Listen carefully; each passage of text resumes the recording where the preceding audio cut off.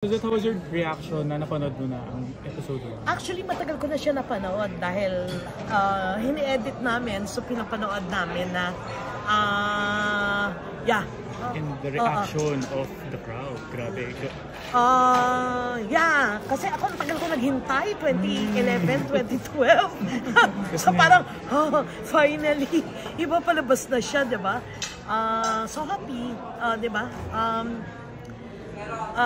Na binigyan uli ako ng chance na magkwenta ng history natin, ng kasaysayan ng Pilipino. At bihira siyang chance, no?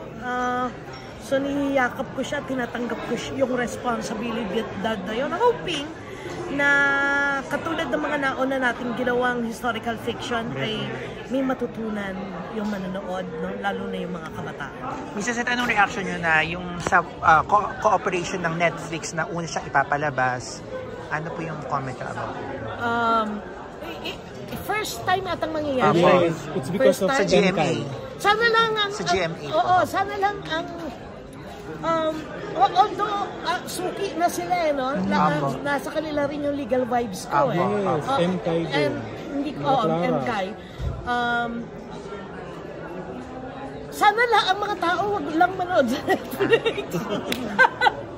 Kasi kailangan din namin ng support sa July 29 sa GMA. Importante ng television, whether it's an ABS produced show or a GMA produced show, na suportahan ng masa pa rin.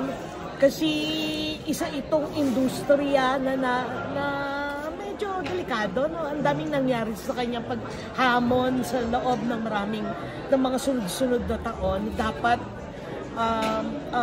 hopefully doon pa rin yung suporta ng mga tao, kasi isa siyang industriya na pwedeng, hindi ko naman masasabing dying, dahil marami pa rin naman nanonood sa kanya, at yung ito pa rin ang pinaka-affordable na source of entertainment. Pero sana mas marami pang manood para hindi siya mawala, no? Dahil isa siyang malaking industriya. Pinaka Mrs. Suzette, may pressure ba sa magiging katapat? Lagi ako nasa slot 1. Yun na nga, Mrs. Suzette, kaya nga po. Ako yung mga Opo. alam ko naman yung sa kabila ay medyo, may fans yun, dahil, pero sa amin naman, pag sinilip siya at makita ng mga tao na maganda yung show, na may sinasabi siya, na kung ako magulang at mapapanood ang isang palabas na nagturo ng history at the same time ng struggle ng mga ating nununod, then I will tell my kids na panoorin niyo to. Kasi mas may makukuha ka, no? Hindi ko sinasabing walang makukuha doon. Definitely, it's a source of entertainment din, at talagang pinaghihirapan din nilang gawin, no? Pero ito, sana silipin, at pag nakita naman ng mga tao na maganda, lagi namang may support. Sanay ako sa mga risk-taking na projects na akala mo hindi magre-rate, pero nandoon ang support ng mga tao, di ba? Yung My Husband's Lover lang na Third Love. Oo, na first week namin wala kaming advertisers dahil takot, because it's about di ba, LGBT team. At tatakot ang mga advertisers. So, tinignan muna nila. Tapos nakita nila maingay at dami nanonood. At saka pumasok yung advertisers, di ba?